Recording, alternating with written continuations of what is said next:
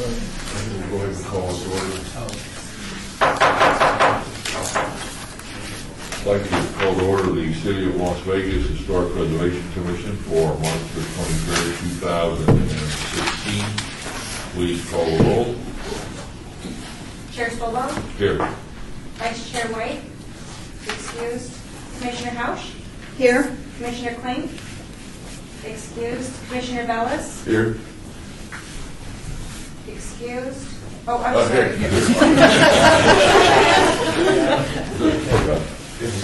Commissioner McMillan Arnold?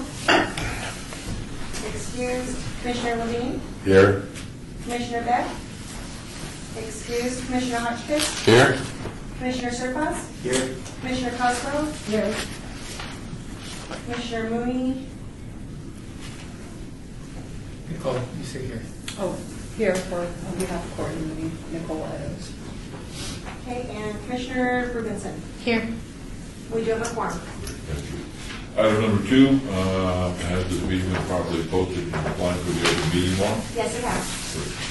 Item 3 is public comments. During this portion of the agenda must be limited to matters on the agenda for action. If you wish to be heard, please come to the microphone and give your name to the record. The amount of discussion as well as the amount of time any single speaker is allowed may be limited. The public is also welcome to make any comments as each item is being heard by the board.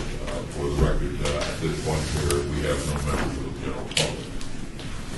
Item number 4, for possible action to approve the final minutes by reference to the regular meeting of February the 24th, 2016.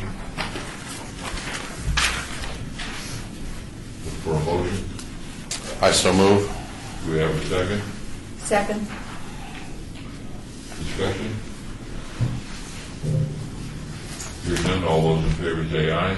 Aye. Those opposed?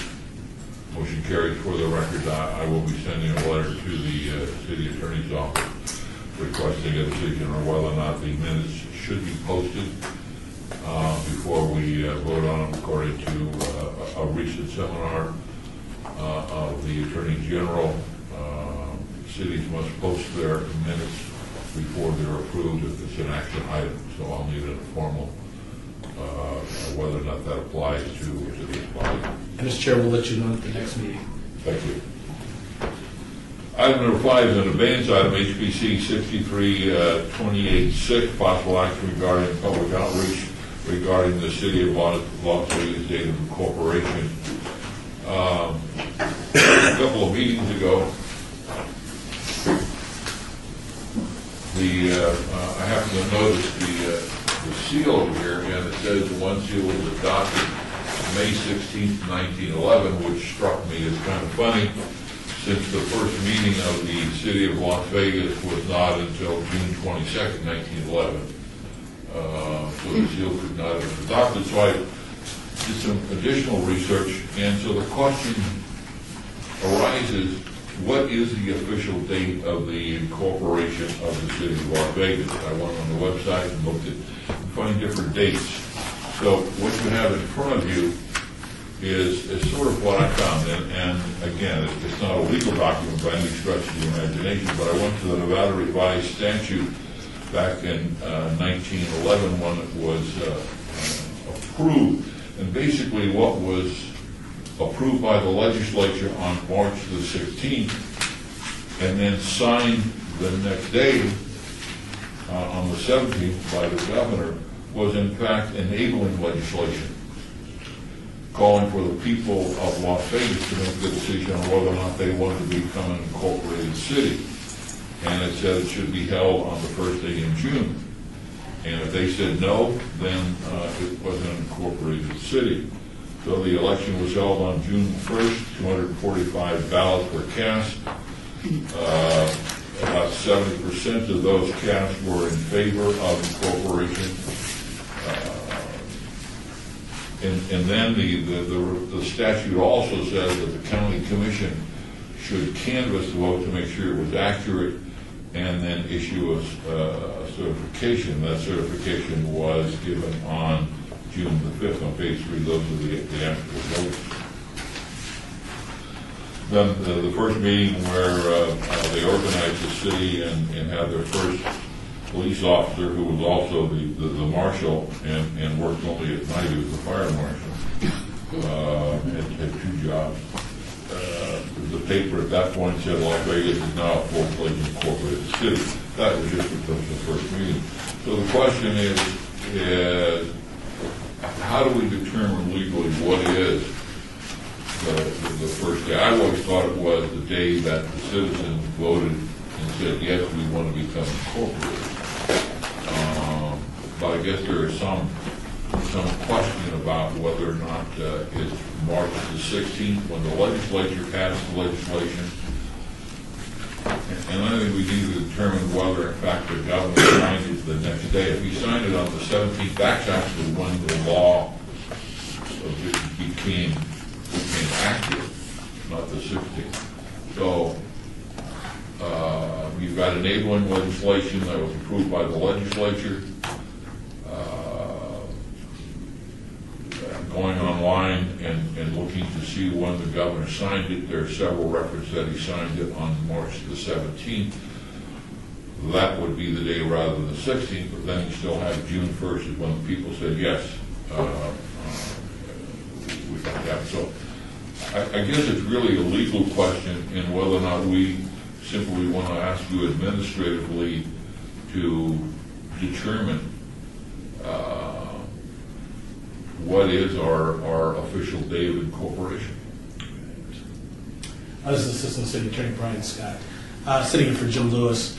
In most legislative sessions, there's always an effective date of some type. Normally, when the governor signs it, there's always an effective date like October 1st or June 1st or July 1st. I don't think we've done any research to determine if there was such an effective date, or have you done research to determine if there was an effective date, or was it considered effective on the date in which the election was held and certified as being? You want more than that? Well, it would actually because normally even after an election, laws don't take effect until a particular date. So we really need to find out if there was an effective date, or if it was deemed effective on the date that it was affirmed by the clerk that the votes were counted and tabulated correctly. So there need to be some other date in between. We need to figure out exactly what that date is. It's quite extensive because it's in fact not only were the citizens voting on the actual act of incorporation, the legislation passed and still in existence that if you don't know, we all know that the legislature, or Nevada legislature, has control over a lot of things that cities and counties do, the various entities. So in this case, they actually drafted the city charter. But the only I could see that became effective was when the county commission canvassed and certified the vote. Okay. That could be an effective because now it's official. Right. That's the number of persons or the majority of persons within the city that wanted to incorporate. On the other hand, I think in another sense, when the people of the community raised their hand and said, we want to become an incorporated city, that could be also a symbolic day. I'm not even sure that there's a legal question here that's going to impact the city in any negative way. That if we, because right now, most of the material I see on the city's website says March 16th. The only thing that there may be a fiscal impact, just based on the fact we need to change all of those seals wherever they are located. That would be exciting. It could be also expensive too. That's the thing too. So I think a question like this would have to really kind of be determined by the city council. Ultimately, I guess the HBC could make a recommendation as to what they deem to be the appropriate date, and then because there might be a fiscal impact, we might need to have something before the city council, either as a director's business through planning or some other methodology to get it before the council, have them hear all the information with regard to the dates that may be possible, and then have them make the ultimate determination as to whether or not it's the date that's on the seal or some other date. Yeah, that seal certainly couldn't have been adopted on March the 16th because there was nothing to be. I mean, The paper of June the 3rd, 2 days after the election, the weekly paper, simply says Vegas Culver. Like that. So you know, I don't think it's really up for the HPC. I mean, we can pass a resolution suggesting that the date be June 1st, or we can simply make a request to the city attorney's office to research and come up with the actual that looking at the statutes and looking at any enabling legislation. It might be best if the HPC makes some kind of determination as to what they believe to be kind of the effective date. So at least it gives the council some idea of as to where you are, and then they can make a determination. Like, we didn't figure this out. We've never had a situation where we've had a date change like this. I'm not sure how to bring it before the city council. Maybe you need to go before either director's business or some type of HPC item. Well, if I hear the chair correctly, I think what he's asking for is for us to do a little research and bring back information to the commission to evaluate further, or does the commission now have a solid position on what the date is? Well, this group over the years has focused on the importance of correct dates. We looked at a variety of things that some controversial, and we tried to get. When you get back to the 1700s, it's hard to, there wasn't Google at that point, so it was hard to get an exact date. So it's important, I think, for the HPC. I would feel comfortable if the HPC passed a resolution suggesting that the date be June the 1st, 1911, when the community voted on that, on becoming an appropriate citizen, or some additional research is what open to the. June 1st makes sense to me because that's when they voted. Yeah. Right. I agree. That's in public. That was the public feeling. Okay, yes, let's do this. Yeah, there was some technicalities that followed after that, and a meeting that didn't happen until 3 weeks later, and then I think this might even the last line of this might actually be a typo. Thursday evening, January 22nd. The newly elected officers met and transacted the first city business. Yeah, not only did so it's January the 20th, it's June the 22nd. Okay. When it started. Commissioner, are you referring to the 3-page document, just for the record? Yes, the last sentence is, it should reflect June rather than January 22nd. Thank you. Well, look for a motion. So we would make it June 1st, 2011. 1911. I'll second that. Further discussion? Yeah. General public? Hearing none? All those in favor say aye. Aye. Those opposed, motion carries. Mr. Chairman, we'll figure out a method between the planning department and the city attorney's office as to how to get this over to city council. And then is this all the entirety of the research that you've done that we could use as part of the background information? So Well, no, I went through all the newspapers in 2000 or 1911, and what I haven't gone through is the Nevada State Journal to determine when the governor signed it.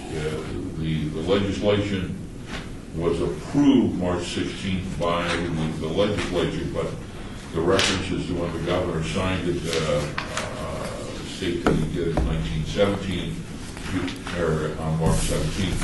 But I haven't found an official record within the Legislative Council Bureau, so I'm hoping that maybe the Legislative Council Bureau could be some assistance to the city of Las Vegas to go back through their records and say the governor signed it. So if there is some process to where when the people vote, it reverts back to when the law was signed, then we need to still change it to the 7th. But I'll leave it. if you could, I don't know, if you could perhaps allow the city clerk's office a copy of that, that'd be great. Then we can have that as a reference or at least a stepping off. You'll copy that? That'd be great. So, Mr. Chair, is the expectation then we'll bring this back to you at your next meeting when we've done more research? Is that You may want to hold for maybe another.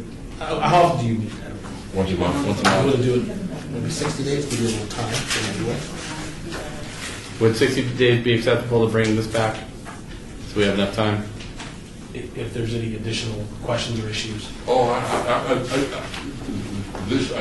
we voted and we said, Yes. we approved it, so I mean, we're open, I think. Okay. We want to clear it up. Yeah. Whatever process you use, that's fine. If we can leave it open-ended, and then once we get additional research, if there is any, then we'll bring it back as an agenda Right. item. Where else is this date floating out there as a published date? I mean, on that seal it says that date. On the city Where else website. does it say?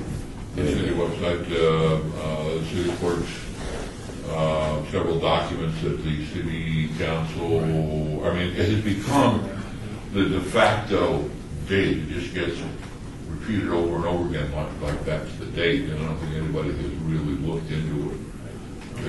They just sort of copy it over.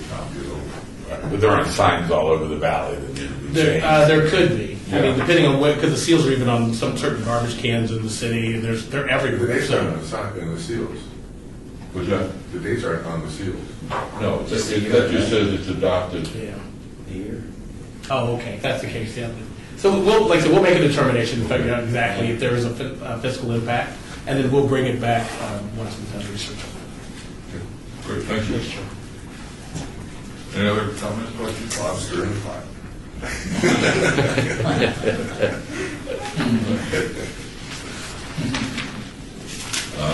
Item number 6, another abeyance item, HPC 63284, possible action regarding naming and category revisions to HPC's annual award for excellence in historic preservation. I thought there was an opportunity, as we take a look at item 6, that we actually name in honor of Dorothy Wright one of our annual awards, and Dorothy was really involved, along with Frank, but in Dorothy specifically, bricks and mortar. And I thought we could call this the Dorothy Wright Bricks and Mortar Award. It's appropriate to all the work that she's done over the years, decades, to help preserve this community. So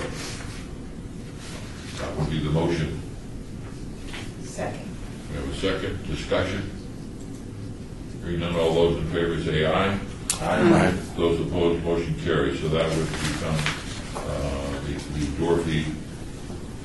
I don't know whether she had a middle initial that we should also include, but I would the Dorothy Wright Award for Excellence in the bricks and mortar category. Item number 7 is HPC 6374, possible action regarding 2016 Historic Preservation Archaeological Month. Courtney? Yes.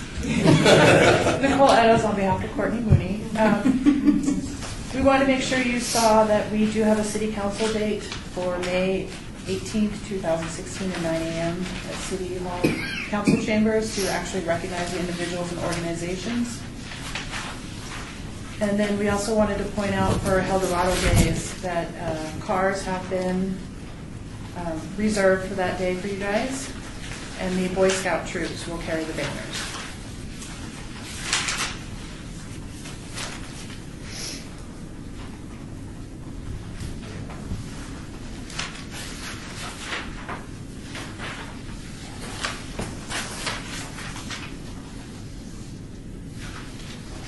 So I presume you will need to know how many people. Yes, we will need to know who wants to participate in Eldorado, who would like to ride in a vehicle. Look for Richard or Donald. You could be there. Ride the parade. I think so. Samantha? What dates is it? That would be May the 14th. I'm not in Las Vegas. That's great. So, do you, What time do you need to assemble? The parade is at 10 a.m. Usually they want you there at least an hour prior. no, Courtney usually sends out the details agenda for you guys? in advance, so we know where to be and Where the staging area is for you. Okay. So 1, I gotta check on which commencement I have to go to, if I have to go morning or afternoon. 4, 5, 6, I 7. figure that out. I can't do it this time. Okay. Possibly 7? But we don't have 1, 2, 3. You may want to send out a notice to everyone, just, Mr. Chairman, just basically send a notice, and they can just sign up after. And the other event on May the 18th in the council chambers, it would be great if some of you could appear. Basically, all as you get recognized when we pass out the award.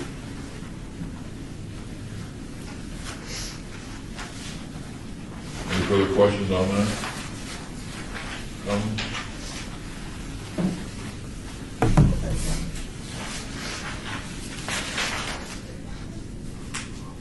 What are we approving?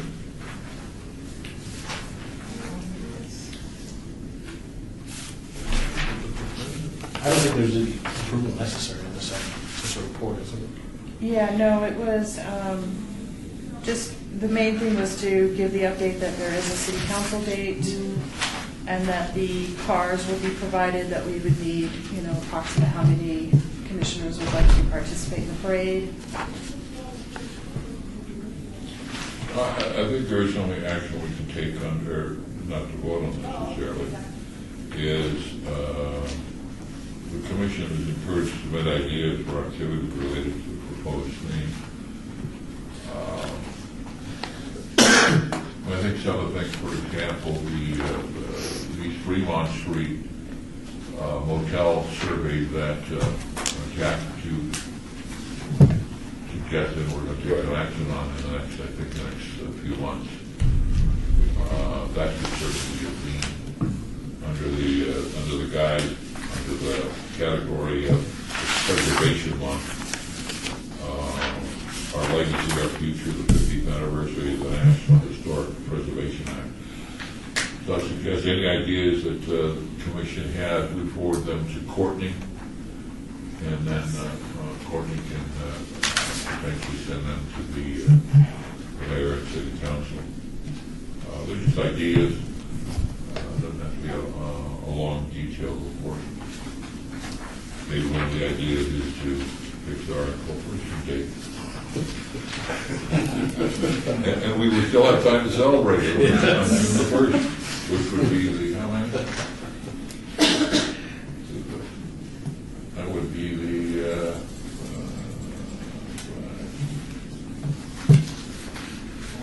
105th, no. Or 150th. 150. All right, so there's nothing to approve there, then let's move to Bob, count me in for the parade, okay? All right, so we're gonna, Courtney's gonna send out a Yeah, I'll have Courtney request send out notice, an email. and then we'll all respond to it. She needs to determine how many vehicles. Yes. Report by the Department of Planning regarding the development of mobile application for historic, cultural, and public art sites. The update here, oh, you skipped one, yeah. we did skip one. Okay. I'd like to trail that. Let's go back to 8. A report by the Department of Planning regarding the Historic Preservation Commission's legacy budget. All right, attached is a update, the most recent update of the budget, and it does include the most recent dairy barn updates for Horses for Heroes out at Chewy Springs.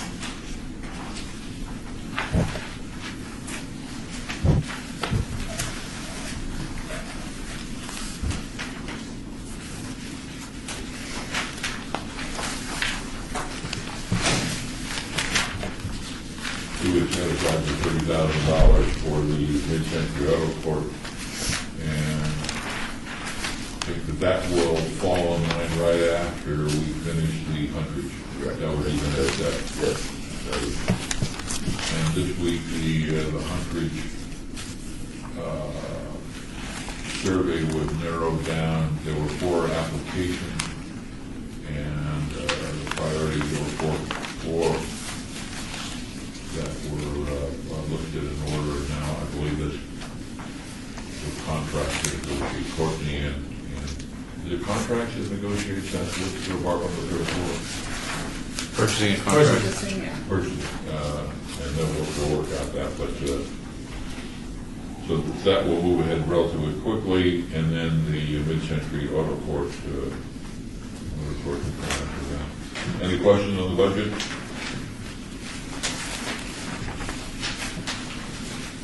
Hearing none, we can move on to item 9, report by the Department of Planning regarding the development of mobile applications for historic and cultural and public art sites.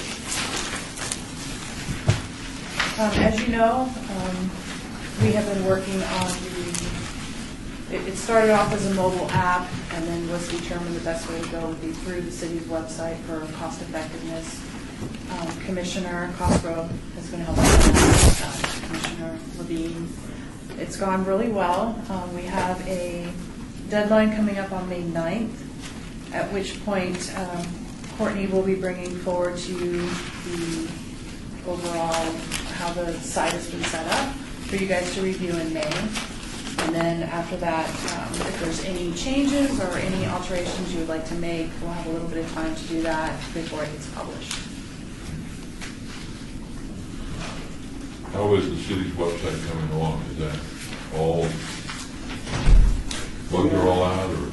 Yeah, Mr. Chairman, we had a meeting on our department website last week, and I think we're probably at the same place that they are with all the departments in the city's website in general. It's in really pretty good shape at this time. They're just doing some fine tuning to it, but I think they're going to be able to meet their the date that they're going to roll it out, which is pretty quick. I can't remember exactly the date, but it's soon, in the next few weeks, yeah. So it looks like that new website will be up pretty quick here. Anything?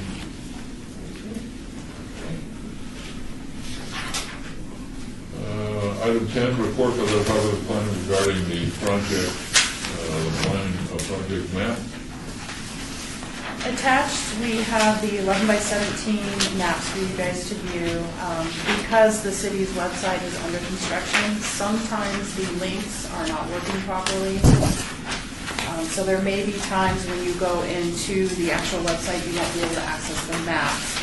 Doesn't mean something's wrong, they just may be working on it at the time. So we gave you a hard copy again for you to view in case you weren't able to view the electronic version. This map is easy to read. Yeah, we did make a few little alterations on it, trying to make it a little easier to read. Oh, is there anything in here that you want to, that jumps out at that we should be aware of?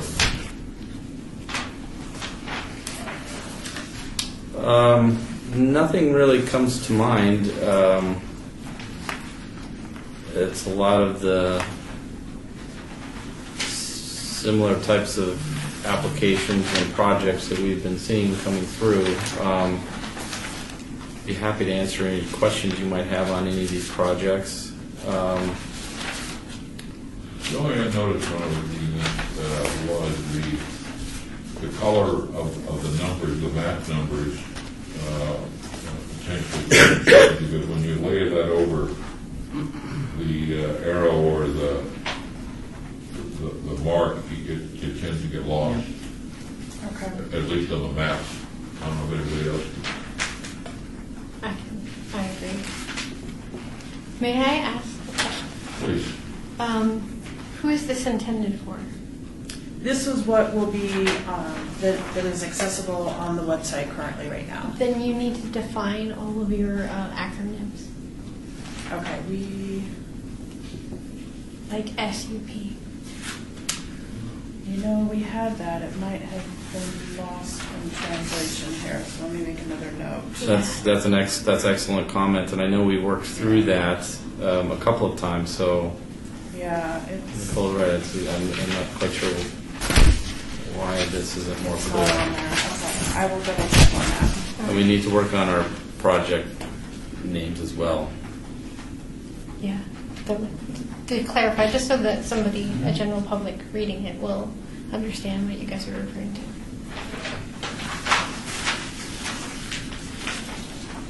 And I think if I recall, this is really, this started with the Historic Preservation Commission as an opportunity to make sure there's that the commission is kept up to date on projects happening in areas that, have some important historic resources and so on. Just Yeah.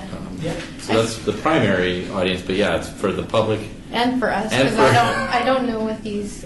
Exactly. Yeah, I know I've asked before, and the SDR. No, and SUP for BWC on sale, probably do a whole lot for a whole lot of people. Yeah. But it's a special use permit for beer, wine cooler sold at the establishment. Of course. Yeah. So yeah, making that more accessible. For beer, wine, and cooler? something must have happened between Special posting use it permit. and printing it, because I personally worked with our GIS BWC. to get it on there, so it's just lost somewhere in the data. Yeah, like in the meeting types, well, I guess I can guess what some of these are, but just for clarity, that'd be nice. Yes. Yep, excellent comment. We're trying to do that just sort of as an FYI across all of our planning stuff, because our public notifications go out, accessory structure class 2 waiver of this and that. People are like, do I care? I have no idea. So we're working hard at that just in general, but Yeah.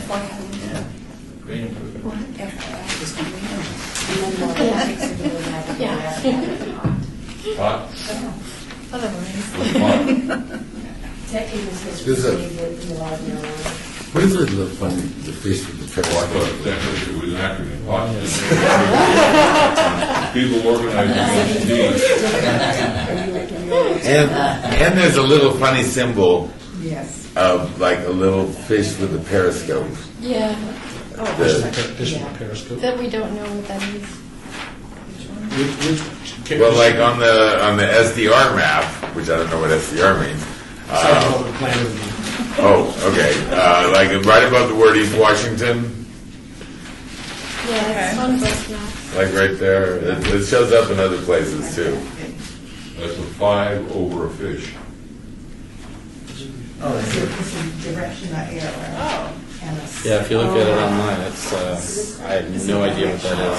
Yeah, it's on both, or something similar on both maps. Okay.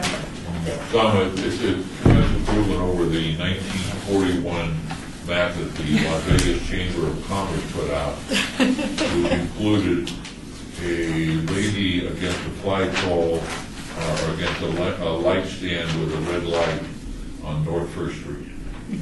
Okay. Which we should put back, by the way. We all know what that means.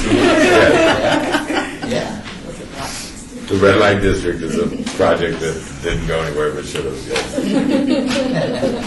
I'm glad you got our input. Anything else? Oh, and one other question too that came up while we were building this map. How far back do you want to see of approved items? Do you want like 90 days, 60 days, 120 days? Donald, what do you think? 60, 90, 3 months? Probably 90 days. And once it's passed, we're pretty much working on future stuff, so I don't know that we need to capture that. Any other changes to 90 days? Yeah. Anybody have one that's longer, shorter? Okay, I'll make a note of that too then. Thank you. Well, yeah, and unless the Historic Preservation Commission has created a time machine, which would be really cool. The scheduled projects on here all occurred in the past, so that doesn't do you a whole lot of good, does it? No, the last time they updated it was for the February meeting. But so is this updated for every meeting? It should have been. Okay. We'll make sure we get that Yes. updated. All right, thank you. Next is item 11.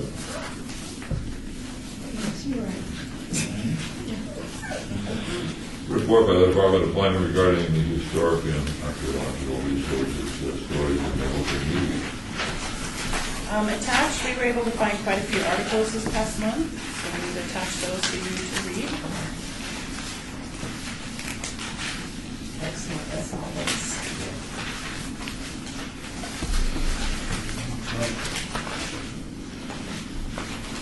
The Barachi coverage, that was very good. How many many things that if you read everything, you still miss something. Exactly. And I think I read the newspaper, I miss, yeah, because sometimes I miss 7, so these are great. Yeah, we've noticed some things will get printed in the actual paper, and then some things are only posted on the online version. So we're constantly perusing through both of them, looking for items. So we appreciate this. These are wonderful. The only would really help, and I'm not sure how to do it, is this really just deals with printed as opposed to a local television station, or if there's something that's a public radio station or somebody puts on their website that is of historical significance, but this can get to be a real monster. But it would be nice if there were links that we were able to Mr. Chairman, we can look into that because we do have all those services for things that generally hit the city. Our communications folks, they do send that out if it's something relative to your work area or whatever. So we can ask them if there would be additional charge to pull that type of stuff, or if it automatically comes to us for social media, websites, and television stories. So I get things all the time from them relative to planning and sustainability and all that. So if it's already there, we'll figure out how to capture it and send it out to the commission. Last item, report from the Department of Planning regarding project updates. Again, we have an update. New items are in red. I can briefly go through for the Berkeley Square Historic District. We have a staff member that's looking into replacing the banners with something more permanent that won't get so worn and torn in the weather. So the same artwork? Yes, yeah, they're just looking for a more durable material. Good. Yeah. Well, I thought we were committed to be, when we signed the deal, not forever, but they were going to last for a long time. They were made of material that was durable. Yeah, I think that our climate is so difficult between the wind and then the sun. It's really hard to find material, like a cloth type material that most banners are made of, that hold up for a long period of time.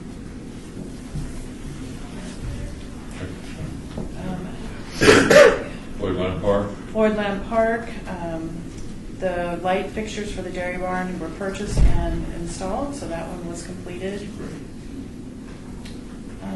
Huntridge neighborhood nomination, staff has reviewed the proposals for nomination and will update you at the April meeting.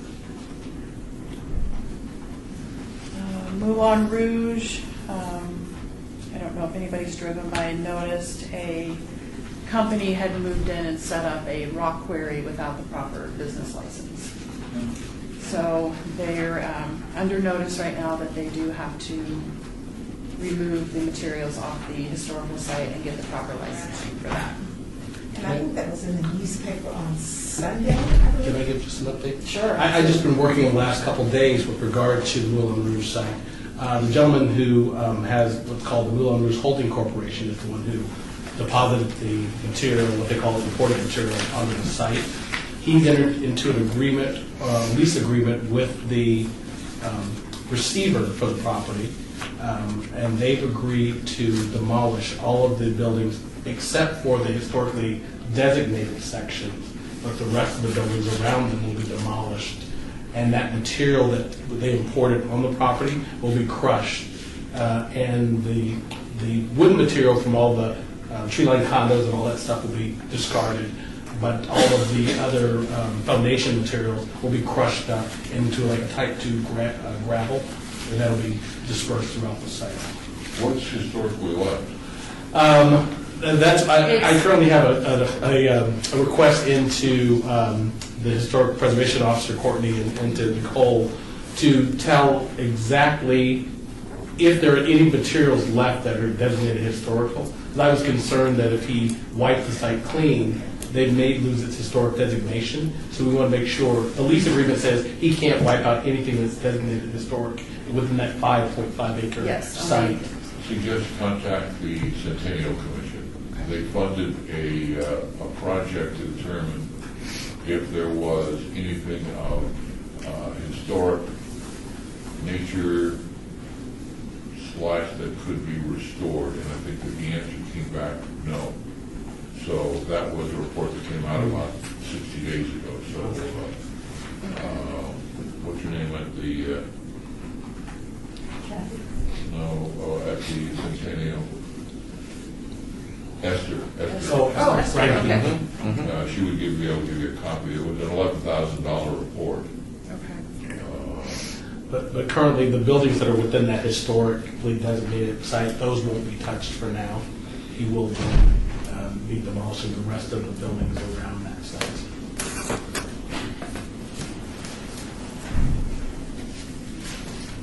Okay. Yeah, anything that is done to the historically designated site itself and any building on that site would have to come through this commission first. Okay. For your review. Okay. Scenic Byway.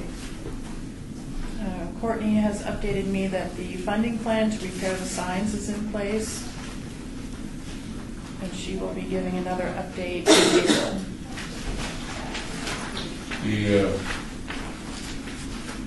What signs are there some that are? There are some that have been vandalized, some have just been damaged, some are worn just from age. On the scenic byway in the median? Yes. So there's, funding has been secured to go in and fix. Somehow I got the impression that these were somehow near the Mob Museum. I didn't realize that they were in the Scenic Byway, but I don't think I could be completely wrong on that. These are, there's a mix of them, the Robertson Field planning. There's a mix of the signs, and there's a different degrees of maintenance that needs to happen. Some, it's as simple as there are lights out, and so at night they're not meeting their full illumination. These are the median or the Yes, ones that are third? yes, these are the signs on sticks, the median ones. And that's part of the question, because the Neon Museum wants us to have a more formal maintenance agreement before they'll loan us additional signs for the next phase of the Las Vegas Boulevard improvements. And so that's where this temporary funding could get them up to snuff, and then we're working on a more permanent maintenance arrangement between the Neon Museum, the city, and our operation, the planning department, and our public works and operations and maintenance departments. There's, I read this morning, going through agendas, there's a meeting Monday of the Centennial Commission, and there's $1 million request there from the city for neon signs, and I don't know what the details, it sounds like it falls a little bit into what you're talking about, but I think there is a request to the Centennial Commission. I don't know the dollar amount, though. I don't know if that's what that is or not. There is a grant request, I believe, that was being worked on by Courtney. Well, a personal opinion, I really think that having those on the median really is they seem to be up high enough. Unless somebody really makes an effort to. The ones that are on 3rd Street seem to be a little bit lower, and you can mess with those. I think the most of it was just like Robert said, burnt out light bulbs, a little bit of weather wearing. We get an update at the next meeting? Would be great. Yes. Yes. And what do we have here? Las Vegas Apartments. This is a copy of the receivership for Moulin Rouge.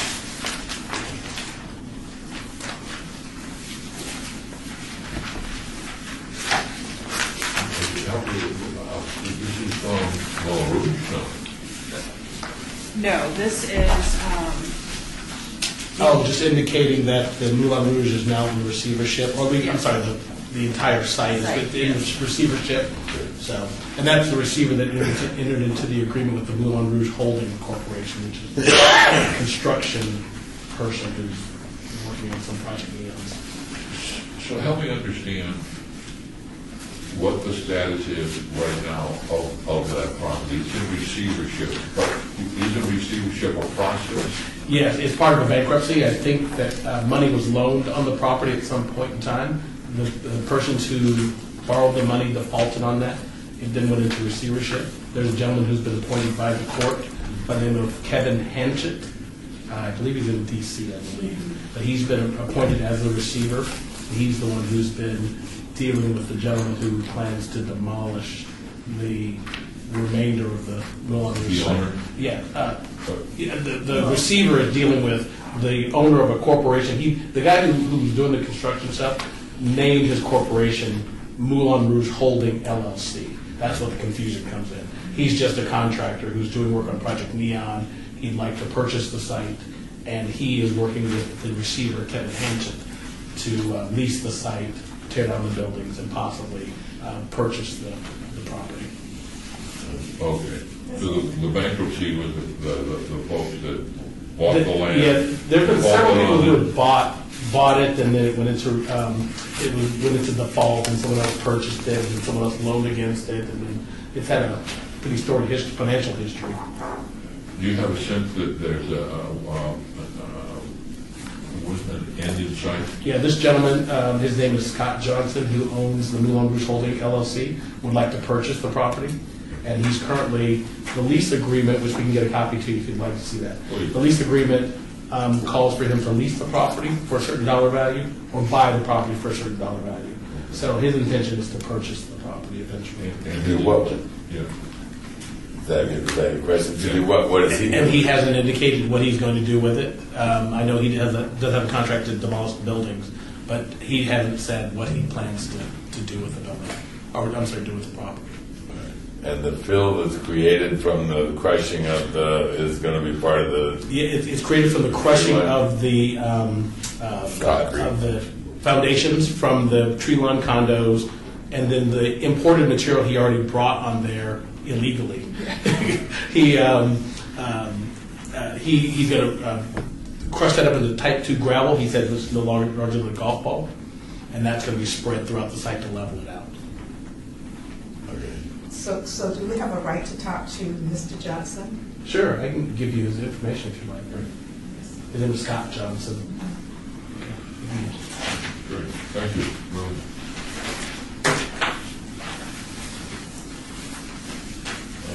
Item 13, discussion of topics for future agenda items from this commission. Anything we'd like to have? Well, it sounds like we're already going to have several reports coming up Yes. on the next one. Anything else you want to have on there? Is Mr. Johnson local? He is. I mean, he is.